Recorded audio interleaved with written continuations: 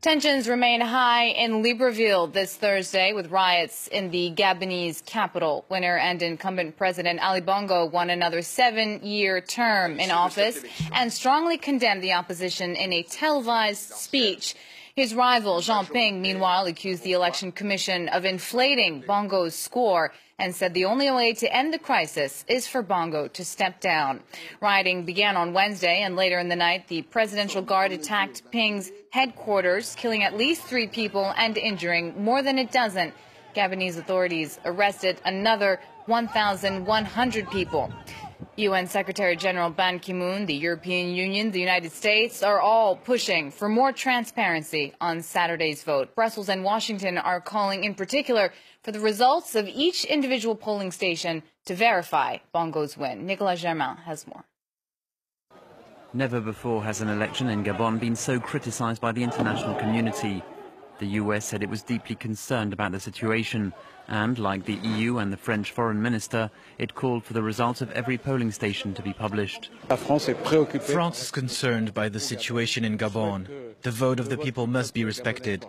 Those who want to contest the election results must do so via legal means, not through violence. We now ask Gabon's government to show its commitment to transparency by publishing the results of each and every polling station. We spoke to Cécile Kienge, who was an observer of this election for the European Parliament. She didn't pull any punches. First of all, Ali Bongo should speak to the people and abandon these results. After Mobutu and other dictators in this region of Africa, we now have a generation of leaders who haven't understood that they must respond to the democratic aspirations of their people. Some chose to issue statements even before the announcement of the results. The French Socialist Party, for example, said it hoped the opposition would win. Its detractors said it was interfering in Gabon's politics. On Thursday, responding to the international community, Ali Bongo simply declared, "The elections gave their verdict. I know who won and who lost."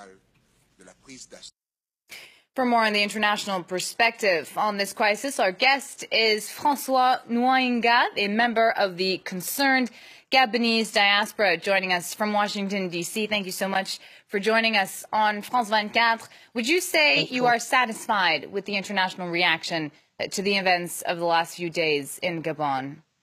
No, we welcome the fact that the issue of malgovernance in Gabon seems to be finally getting the attention that it deserves.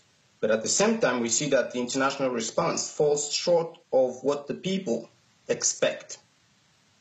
So what would you have rather seen? What are the steps that you would like to see the international community take, or governments in particular? Well, what we expect world leaders to do, either collectively or individually as nation states, is first to recognize that Jean Ping is the legitimate president of Gabon.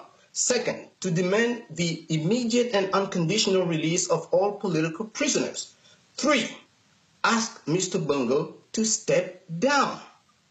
And then 4, issue the threat of sanctions against the heads of the security services, the police, the military, who are torturing the people. Only then can we move forward. Now, if those conditions were met, I mean, it looks like today Ali Bongo isn't going anywhere. How is this situation likely to unfold from your perspective? Well, unfortunately, unless they are prepared to kill each and every one of the Gabonese people on the streets, ultimately he will have to go. And it's just up to him to decide whether he exits through the main door or it's going to be through some back door. And at this point, we don't know what's going to happen, but it's all in Mr. Bongo's hands. Now, as I mentioned when I was introducing you, you are with the concerned Gabonese diaspora. What role do you say the diaspora can play as events unfold? Well, let me start by saying that this is a very personal issue. I mean, I spent all of yesterday, all of last night, and not just me, and hundreds of thousands of people trying to reach our loved one, trying to reach my mother, trying to reach my brothers, my sisters. They cut our communications. We did not know if among the casualties our family members were there. We had no idea. So this is a very personal issue. What we're trying to do is for each community where we are living, in our case here in the United States, we try to reach out to the government, the senators, the State Department, we try to raise the awareness of the American public of what is happening in that tiny nation. And the same thing is happening in Canada, it's happening throughout Europe, and we believe that ultimately we will prevail and Mr. Bongo will leave. Thank you so much for joining us here on France 24.